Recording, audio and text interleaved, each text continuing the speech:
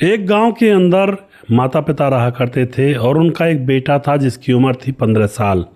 दोस्तों, माता पिता अपने बेटे को अच्छा पढ़ाना चाहते थे, कामयाब बनाना चाहते थे, उसकी तरक्की चाहते थे। लेकिन एक समस्या थी, जो उनका बेटा था वह शर्माता बहुत था, किसी के सामने बात ना करना, यहाँ तक कि पिता के सामने आने से भी डरता था। उसको लगता था कि कहीं पिताजी डांट ना दें अगर इनको कुछ बात पूछूंगा तो इस तरह से दोस्तों वह शर्मीला लड़का था, 15 साल का हो चुका था और पढ़ाई लिखाई कर रहा था। अब स्कूल में जब वह जाता है तो यार दोस्त भी नहीं है उसके ज़्यादा, क्योंकि वह बातचीत नहीं करता है किसी से, और यार दोस्त भी उसका मजाक उड़ाते हैं कि यह किससे क्या बात कर लेगा, यह तो शर्मिला बहुत है। लेकिन दोस्तों, अमन को बहुत बुरा लगता था ये बातें सुनने के बाद। वह बार बार यही सोचा करता कि मेरे अंदर आखिर ये शर्म क्यों है, मैं क्यों शर्माता हूँ इतना, जो किसी से खुलकर बात भी नहीं कर पाता। उसको डर लगता था किसी से भी बात करने में। अब यहाँ पर दोस्तों क्या होता है, इस आदत के चलते उसकी ज़िंदगी बिल्कुल जहन्नुम के बराबर बन चुकी थी, और ना वह ढंग से जी पा रहा था, ना ढंग से वह पढ़ाई कर पा रहा था, और ना ढंग से वह घर में रह पा रहा था। उसको घुटन सी महसूस होती थी। दोस्तों, ऐसा कई बार हो जाता है कुछ बच्चों के साथ, जो शर्माते ज़्यादा हैं। उनको ऐसा लगता है कि मैं कहाँ आकर फंस गया, या इससे तो अच्छा भगवान जन्म ही ना देता। ऐसा कई लड़कों के साथ, कई लड़कों के बच्चों के साथ होता है। अब एक रात की बात है, रात में वह लेटा हुआ था। बस वो अपने अकेले कमरे में ही अपने आप को सिक्योर महसूस किया करता था। ना किसी से बात करना, ना किसी से ज़्यादा कोई सवाल पूछना, बस अपने कमरे में रहता, और वहीं पर उसको सिक्योर फील हुआ करता था, सेफ फील हुआ करता था। रात को सोया हुआ था, उसके मन में विचार उठने लगते हैं कि यार मैं कैसी ज़िंदगी मेरी बनी हुई है, मेरे ना दोस्त हैं, मेरी कोई बात मैं किसी से कहने की हिम्मत नहीं कर पाता हूँ।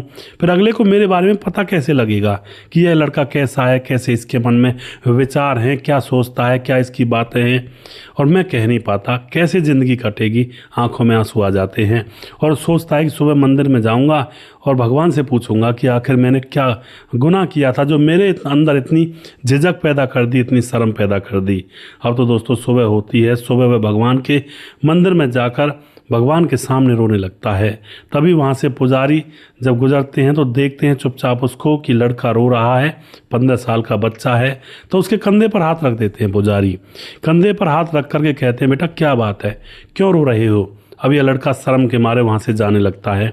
इसको शर्म लगती है कि मैं रो रहा था, और पुजारी ने देख लिया, यार ये तो बड़ी गलत बात हो गई। लेकिन पुजारी उसको पकड़ कर बिठा लेता है और कहता है कि बात क्या है, मुझे बताओ डिटेल में। अब तो लड़का होता डरता डरता पुजारी से बात करता है कि बाबा बात ऐसी है कि मुझे शर्म बहुत आती है, और किसी से मैं बात भी नहीं कर सकता, मुझे डर लगता है। मुझे लगता है कि ये लोग मेरी बात का क्या समझ लें पता नहीं, और कैसी मेरे मुंह से बात निकले, इनको पसंद आए या ना आए। और वह बताता है मैं अपने पिता से भी कुछ नहीं बोल पाता हूँ, उनसे भी डर लगता है कि मैं अपने पिता से कुछ सवाल पूछूंगा तो कहीं उनको गलत ना लग जाए और कहीं मुझे डांट ना दें। इस तरह की बात जब वह पुजारी के सामने कहता है तो पुजारी अपने सर को खुजाते हैं, हालांकि बाल नहीं थे सर पर, और फिर एकदम से कहते हैं कि तुम्हारी समस्या का हल मैंने ढूंढ लिया है, चिंता मत करो, तुम्हारा काम मैं कर दूंगा। अब दोस्तों वह लड़का खुश तो होता थोड़ा सा अंदर मन में, वह तो किसी के सामने हंसता भी नहीं था, इतना शर्मिला था। उसके बाद क्या होता है, अब पुजारी जो होता है वह कहता है कि मैं तुम्हें टास्क दूंगा, यानी कि काम दूंगा कुछ एक दो, और उन कामों को तुम्हें करना पड़ेगा, और उसके बाद तुम्हारी जो ये समस्या है ना, ये बिल्कुल जीवन भर के लिए समाप्त हो जाएगी। लड़का थोड़ा खुश था। लड़का कहता है बताओ जी बाबा क्या काम करना है मुझे। अब उसके बाद दोस्तों यहाँ पर क्या होता है, जो पुजारी होता है लड़के से कहता है कि तुम ऐसा करो, घर जाओ और अपने पिता से कुछ पैसे मांगो और कहो कि मुझे कोई काम करना है, उसके लिए पैसे चाहिए। यह बात सुनते तो उस लड़के के होंठ कांपने लगते हैं। कहता है बाबा कैसी बात कर रहे हो आप, मैं तो वैसे भी बात नहीं करता, पापा से डर लगता है, और आप पैसा मांगने के लिए कह रहे हो, ऐसा तो ज़िंदगी भर नहीं होगा। फिर पुजारी कहता है कि अगर तुम ये काम नहीं करोगे तो मैं फिर तुम्हें ये समस्या से निकाल नहीं सकता हूँ, ये काम तुम्हें करना ही होगा अगर ये समस्या से दूर होना है तो। अब ये जो लड़का होता है थोड़ा सा डरा हुआ सहमा हुआ घर पहुंचता है, जाकर के अपने पापा के पास खड़ा हो जाता है और पापा ना कुछ बोलता है, ना पापा कहता है, ना कुछ, ना बैठता है। अब इसका जो पापा होता है वह अखबार पढ़ रहा था और इसको जब खड़ा हुआ देखता है एक ही जगह पर बहुत देर तक, तो इसकी तरफ इसका पापा देखने लगता है, सोचने लगता है कि इसको क्या हो गया, ना कहीं जा रहा है, ना यहाँ पे बैठ रहा है, ना मुझसे बात कर रहा है। तभी दोस्तों एकदम से पापा कहता है, हाँ बेटा कोई बात है, कुछ चाहिए? अब वह बेटा हिम्मत करके कह देता है कि पापा मुझे कुछ काम करना है, मुझे कुछ पैसे दे दीजिए उस काम के लिए।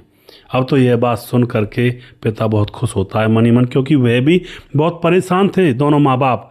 वह सोचते थे कि हमारा बेटा कब सही होगा, कैसे सही होगा, ये तो बात ही नहीं करता है। लेकिन आज वह पिता इसलिए खुश था कि उसका बेटा उससे बोला है, पहली बार बोला है और डिमांड की है किसी चीज़ की। तो वह खुश होकर अपने बेटे के कंधे पर हाथ रखता और कहता है, बेटा चिंता मत कर, मैं अभी देता हूँ।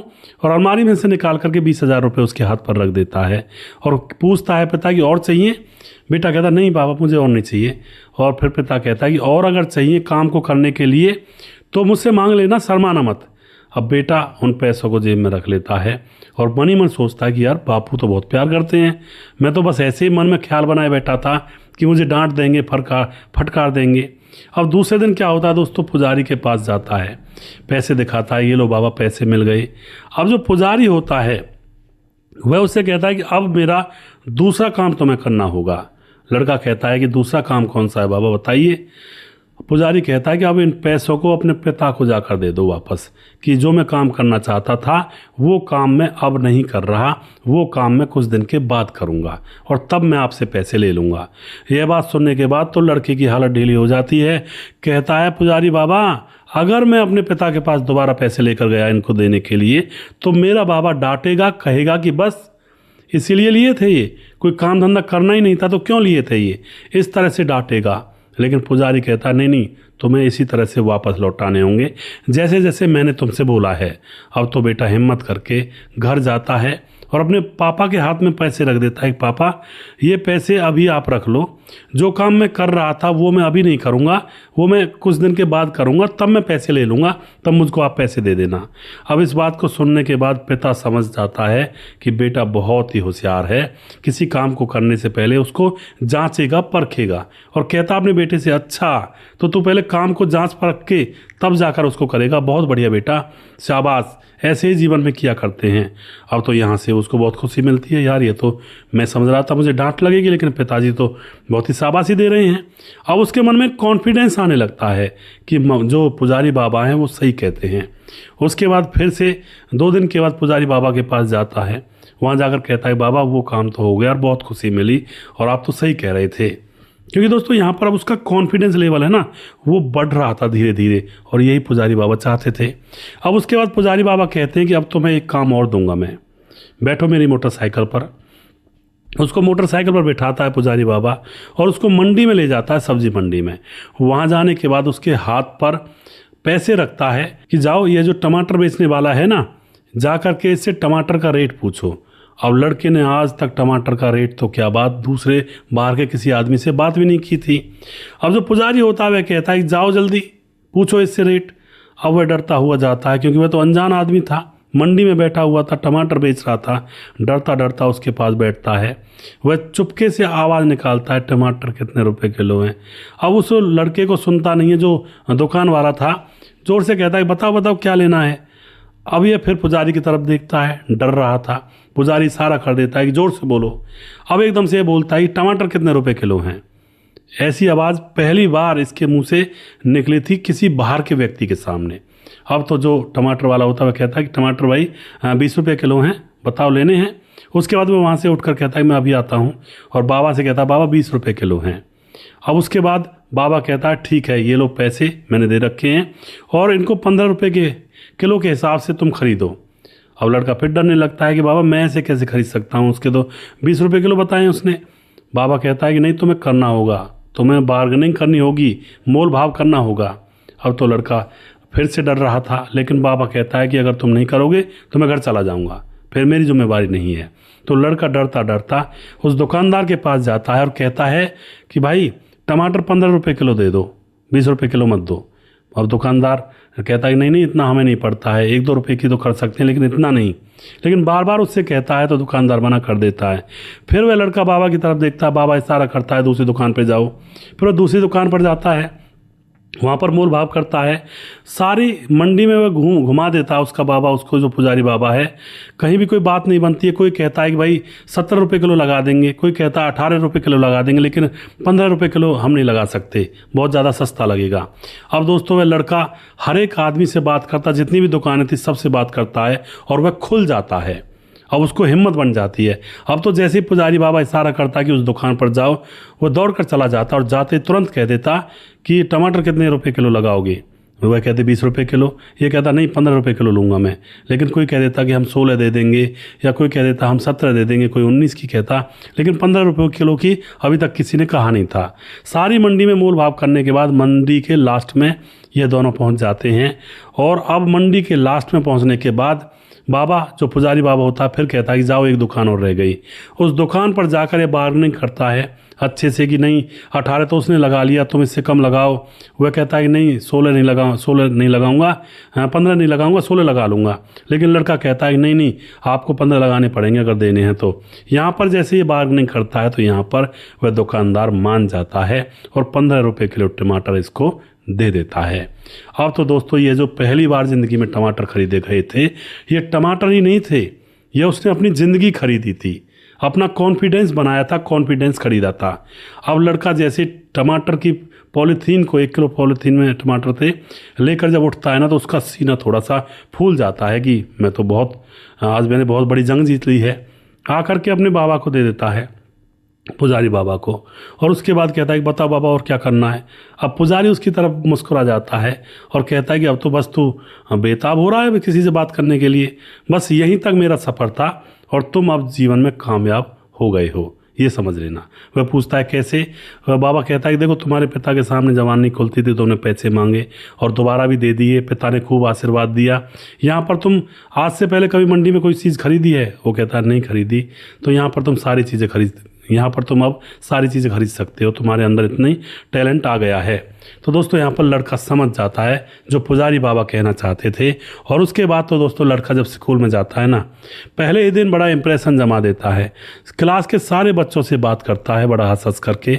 और जो क्लास के बच्चे थे जो पहले कहा करते थे कि ये कुछ नहीं बोलेगा, ये क्या जानता है, तो गूंगा है, शर्माता है, बोलता ही नहीं है, अब तो क्लास के सारे बच्चों से बातचीत करता है और सभी लोग उसकी बातों को सुनकर उसके फैन हो जाते हैं।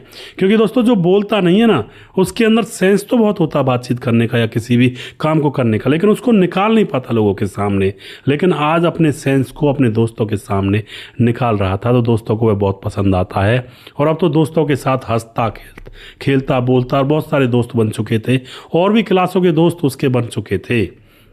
घर पर भी माँ बाप के साथ वह अच्छे से रहता है। माँ बाप भी सोचते हैं कि यार अब तो बदल गया है, शायद उम्र के हिसाब से बदल गया होगा, यही सोचते हैं। उसके बाद दोस्तों वह पढ़ाई लिखाई आगे पूरी करता है और वह एक बहुत बड़ी कंपनी में जॉब प्राप्त कर लेता है, बहुत अच्छी सैलरी थी। अब वहाँ पर जैसे जॉब प्राप्त करता है बड़ी पोस्ट पर, तो उस कंपनी के अंदर भी एक ऐसा ही चपरासी आता है जो सबके सामने ना हंसता है ना बोलता है। तो उस चपरासी को वह अपना अनुभव शेयर करता है और उसको भी कहता है कि देख मैं भी ऐसा था, तू अगर इस तरह से रहेगा तो कभी कामयाब नहीं हो पाएगा। इतना शर्मीला भी किसी काम का नहीं, क्योंकि जंगल के अंदर जो सबसे ज़्यादा सीधे पेड़ होते हैं ना, वो सबसे पहले काट दिए जाते हैं। इसलिए इतना भी सीधा और गंभीर नहीं बनना कि लोग मतलब आपका फ़ायदा उठा लें, और ज़्यादा टेढ़ा भी नहीं बनना, क्योंकि इससे अपना भी नुकसान औरों का भी नुकसान होता है। एक बैलेंस बनाकर ज़िंदगी में रखना चाहिए, वरना अगर ज़्यादा सीधा बनोगे तो लोग पागल कहेंगे, ज़्यादा टेढ़े बनोगे तो लोग आपसे दूर रहेंगे, कहेंगे बड़ा हरामी आदमी है। तो इसलिए एक बैलेंस ज़िंदगी के अंदर बहुत ज़रूरी होता है, और ये चीज़ें माँ बाप बताया करते हैं अपने बच्चों को। दोस्तों जैसे क्या होता है कंपनी में, जैसे वह उस चपरासी को बता रहा था ये सारी चीज़ें, तो एकदम से उसको पुजारी बाबा की याद आ जाती है और उसका मन बन जाता है कि यार पुजारी बाबा से मिलना चाहिए, उसकी वजह से आज मैं कहाँ पहुँच गया। क्योंकि अब तक तो पढ़ाई लिखाई में, नौकरी के झमेलों में वह फंस रहा था। गाड़ी लेकर आता है, मंदिर में आता है, देखता है वहाँ पर कोई और पुजारी नियुक्त हो चुका है, तो अब पुजारी के घर पर जाता है, पता पूछ करके वहाँ पर जाकर देखता है पुजारी अकेला टूटे हुए से एक कमरे के अंदर अकेला चारपाई पर लेटा हुआ था, उसके पास कोई नहीं था। अब वहाँ पर जाकर कहता है बाबा कैसे हो। अब पुजारी एकदम बैठता है, वह पहचान नहीं पाता है। कहता है बेटा ठीक हूँ, कौन हो तुम। वह बताता है कि बाबा आपको याद है बचपन में मैं मुझसे आपने 1 किलो टमाटर खरीदवाए थे मंडी से। अब तो पुजारी की याद आ जाता है, वह हंस पड़ता है, अरे बेटा तुम हो। तो उसके बाद दोस्तों वह पुजारी उसके सर पर हाथ फेरता है। अब यहाँ पर यह अमन पूछता है कि बाबा आप ऐसे कैसे हो, आपके बच्चे नहीं हैं। पुजारी बाबा कहता है मेरा बेटा था, इकलौता था, खूब अच्छा पढ़ाया लिखाया, खूब संस्कार दिए, लेकिन उसने मेरे संस्कार माने ही नहीं। पढ़ लिखने के बाद वह विदेश चला जाता है और कुछ दिन के बाद मेरी पत्नी की भी मृत्यु हो जाती है और मैं यहाँ पर अकेला रह जाता हूँ। अमन कहता है बाबा आपका बेटा आपको लेने नहीं आया, आपने बोला नहीं उससे। पुजारी कहता है बेटा मैंने कई बार बोला कि मैं बेटा अकेला हूँ यहाँ पर, मुझे ले जा अपने साथ, लेकिन बेटा कहता है कि नहीं बाबा यहाँ पर बहुत खर्चा होता है आदमियों का, तुम वहीं पर रहो। इस तरह से मैं यहाँ पर अकेला ज़िंदगी गुजार रहा हूँ। अब तो दोस्तों लड़के को बड़ा तरस आता है।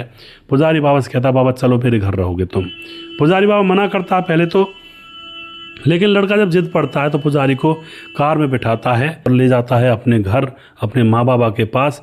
वहाँ जाकर जैसे पुजारी कार में से उतरता है, माँ बाबा देखते हैं कि ये कौन है, तो वह बताता है कि ये पुजारी है मंदिर का, जब मैं बचपन में मंदिर जाया करता था तो ये वहाँ पर मिला करते थे। और उसके बाद अपने माँ बाबा को बताता है ये अमन कि माँ बाबा आपको एक बात पर मतलब वो नहीं हो रहा अचंभा सा, मैं बचपन में कैसा था और अब मैं कितना फ्रैंक हूँ, किसी से भी बात कर लेता हूँ, अपना काम करता हूँ। माँ बाप कहते हैं हाँ बेटा ये तो हमें उस समय भी हुआ था, लेकिन हमें लगा था कि उम्र के हिसाब से इसका जो शर्म है वो हट गई है। तो अब अमन बताता है कि वो उम्र के हिसाब से नहीं हटी थी, वो इन बाबा ने ही मेरे अंदर से शर्म को ख़त्म किया था। और सारी कहानी माँ बाप को बता देता है। उसके बाद माँ बाप भी खुशी से उस पुजारी को अपने घर के अंदर एक कमरा दे देते हैं, वहीं पर वो लोग उसकी सेवा करने लगते हैं। कुछ दिनों के बाद अमन की शादी होती है, बच्चे होते हैं और उसकी पत्नी भी पुजारी बाबा को इतना ही मानती है जितना ये लोग मानते हैं। तो इस तरह से दोस्तों कई बार जो चीज़ें हमें छोटी लगती है ना, उनके पीछे बहुत बड़े बड़े राज होते हैं। बहुत सारे बच्चे मैंने देखे भी हैं जो स्कूल टाइम में शर्माते हैं और किसी से कोई बात कह नहीं पाते हैं, माँ बाप के सामने हंस तक नहीं पाते हैं। उनमें से एक मैं भी था कुछ समय पहले, और पिताजी के सामने तो अभी भी नहीं हंस पाते हैं, क्योंकि डर सा तो रहता ही है भाई कोई गलत बात ना निकल जाए। बाकी दोस्तों ऐसे इंसान को खुलकर रहना चाहिए, लोगों के साथ बातचीत करनी चाहिए, जिससे कि मन का बोझ कम हो। जो लोग अकेले रहते हैं, किसी से बात नहीं करते हैं, अकेलेपन में रहते हैं, अगर वह अध्यात्म की ओर नहीं बढ़े, यानी कि नाम जप या फिर जो योग वगैरह होते हैं या फिर जो भगवान की पूजा भक्ति होती है, आराधना होती है, उसकी तरफ अगर नहीं बढ़ा इंसान, तो अकेला उस कमरे के अंदर या फिर अकेले मन में बहुत ही उथल पुथल होती है। और एक दिन ऐसा आता है जब उसको सबसे पहले हार्ट अटैक उसको ही आता है, क्योंकि मन के अंदर जो भाव होते हैं वो जब तक निकलेंगे नहीं ना, तब तक माइंड फ्रेश महसूस नहीं करेगा। इसलिए कहते हैं कि अकेला इंसान या तो भगवान होता है, देव पुरुष होता है, और या फिर वो शैतान होता है। भगवान कैसे होता है कि अकेला इंसान अगर भक्ति में लग गया, नाम जप साधना योग और जो भी कुछ चीज़ें होती हैं हमारे भगवानों से कनेक्ट होने के लिए, अगर उसमें लग गया तो वो देव पुरुष है। अगर वो उनमें नहीं लगा और ऐसे ही बस बैठा हुआ है, तो उसके मन में गंदे गंदे विचार आएंगे और उसके मन में न जाने कैसी कैसी बातें आएंगी कि मैं किसी के सामने बात नहीं कर सकता, बोल नहीं सकता। तो फिर दोस्तों यहाँ पर उसका मन उसको राक्षसी प्रवृत्ति की तरफ लेता चला जाता है और उसको खुद को भी पता नहीं लगता है कि उसके अंदर से भावनाएं कब खत्म हो गई। ऐसा इंसान कई बार किसी की मौत होती है तो उस पर उसको दुख भी नहीं होता है, पता नहीं कौन सी दुनिया में रहता है और कौन सी पत्थर का उसका दिल हो जाता है। तो दोस्तों अकेलापन ज़रूरी भी है लोगों के लिए, लेकिन तब ज़रूरी है जब आप अध्यात्म की तरफ मुड़ें। अगर बिना अध्यात्म की तरफ आप अकेले रहोगे तो या तो पागल हो जाओगे, या फिर मानसिक संतुलन खराब हो जाएगा, या फिर अटैक आ जाएगा, या फिर ज़िंदगी झंड बन जाएगी एक तरह से। तो इसलिए अकेलेपन की भी दो परिभाषाएं होती हैं। अगर आप अध्यात्म की तरफ नहीं जुड़ पाते हो अकेलेपन में, तो फिर भैया यार दोस्त बनाएं, उनके सामने बातचीत करें, सुबह शाम घर से बाहर निकलें, लोगों से बतियाएं, उनके हाल जानें, अपने हाल बताएं, तो भी फिर ज़िंदगी इस तरह से कटती है। तो आप जो भी कुछ कहना चाहते हैं अपनी राय कमेंट बॉक्स में लिख सकते हैं। वीडियो के लास्ट में कुछ भाइयों के नाम लेना चाहूँगा जो भाई हमारे वीडियोस को देखते हैं और हमें खूब सपोर्ट करते हैं। हमारे साथ है रफ़ीक खान जो कि हमारे वीडियोस पर कमेंट करते हैं, दुर्योधन भाई कमेंट करते हैं, राम मोहम्मद यासीन कमेंट करते हैं, लाहौर पाकिस्तान से हैं, राम बहादुर सिंह कमेंट करते हैं, और उसके बाद खेमराज भाटी कमेंट करते हैं, दिलीप राजपूत जिला खंडवा गोकुल गाँव से कमेंट करते हैं, साहब सिंह जिला बिजनौर से, भीम कसरे मुंबई पुणे महाराष्ट्र से हैं, और उसके बाद राम थापा हमारे भाई नेपाल से कमेंट करते हैं, राजकिशोर चौरसिया महाबलेश्वर महाराष्ट्र से, और जानकी गंगवार बहन है हमारी, कह रही हैं औरत सब कुछ बांट सकती है लेकिन पति नहीं। यह औरत बहुत बड़े दिल की थी जो पति बांट लिया। जी बिल्कुल। अमित पटेल बिहार बेलवा गांव से हैं, और उसके बाद छगन दास खारडा बांध राजस्थान से हैं, और पूरा नाम लेने के लिए बोला है। जी यही होगा शायद आपका पूरा नाम। और उसके बाद पंकज कुमार हमारे भाई कमेंट करते हैं, और राजेंद्र धेरू कमेंट करते हैं, सुदेश भाई आपने ऐसी ऐसी कहानी सुनाते हो, इससे मेरी आंखों में आंसू आ जाते हैं। जी बिल्कुल राजेंद्र जी, ये कहानियाँ हमारे समाज के अंदर घटित होती हैं, दिल को तो छुएंगी क्योंकि हमसे ही कनेक्टेड होती हैं ये जितनी भी कहानियाँ होती हैं। उसके बाद हमारे साथ मोहम्मद मुजाहिद कमेंट करते हैं, सुदेश भाई नमस्ते और मेरा नाम भी लो, आपके सारी कहानी सुनता हूँ। मेरा नाम है मोहम्मद मुजाहिद और मैं लुधियाना पंजाब से हूँ। जी बिल्कुल मोहम्मद मुजाहिद जी, आपका नाम मैंने लिया है। सुशील चौधरी हमारे भाई कमेंट करते हैं। उसके बाद हमारे साथ कुछ भाई फेसबुक पर भी हैं, उनके भी नाम ले लेता हूँ जो कि हमारे वीडियोज़ को लगातार देखते हैं, हमें खूब सपोर्ट कर। तस्लीम खान हमारे भाई कमेंट करते हैं, और उसके बाद धीरज बनवाल कमेंट करते हैं, काजल शर्मा कमेंट करती हैं, और मासूक लश्कर कमेंट करते हैं और कहते हैं कि मैं मासूका असम से बोल रहा हूँ। और उसके बाद हमारे साथ हैं समाधान पाटिल भाई साहब, बहुत अच्छी कहानी, बहुत धन्यवाद जी। जगवीर सिंह कमेंट करते हैं, भगवान जी ने आपके साथ अच्छा नहीं किया, बहुत बहुत धन्यवाद करते हैं जी। वो तो देखो हाथ के बारे में बोल रहे हैं शायद। बरू खां मेहर वार्ड पंच, बहुत दिनों में आए, ग्राम सूर्योदय नगर, वार्ड पंच राजस्व गांव सूर्योदय नगर, ग्राम पंचायत बापू नगर, जिला जोधपुर राजस्थान से। बरूखा मेहर जी, आप बहुत दिन में कमेंट किए हो, लगातार कमेंट किया करें। कल्याण सिंह लोधी कमेंट करते हैं, राधे राधे सर जी, आपके चरण स्पष्ट, बहुत ही अच्छी सुंदर कहानी लेकर आते हैं, बहुत बहुत धन्यवाद करते हैं कल्याण जी आपका। इसी तरह से आप सहयोग और अपना आशीर्वाद बनाए रखें। सत्यम वर्मा कमेंट करते हैं, सर आपकी कहानी बहुत अच्छी लगती है, राधे राधे जी। और जैनुद्दीन अंसारी हमारे भाई लगातार कमेंट करते हैं, आपकी शायरी बहुत अच्छी लगी सुदेश भाई, बहुत बहुत धन्यवाद करते हैं जी। एक वीडियो में मैंने छोटा सा एक शेर बोला था, उसके ऊपर कह रहे हैं भाई। अजय देवनाथ सूरज डियो हमारे भाई कमेंट करते हैं, सूरज डियो जो हैं फिजी से हैं। रामपाल कमेंट करते हैं, रामदास कुशवाहा कमेंट करते हैं, उसके बाद सुरेंद्र कुमार कमेंट करते हैं, रजत सैनी, अनवर खान कमेंट करते हैं, राजकुमार मौर्य कमेंट करते हैं, आप स्वस्थ रहें, हाँ बहुत बहुत धन्यवाद जी। संता देवी कमेंट करती हैं, बहुत बहुत धन्यवाद करते हैं बहन का। चंपू सेठ आपकी कहानी सुनकर आनंद लेते हैं, बहुत बहुत धन्यवाद करते हैं भाई का।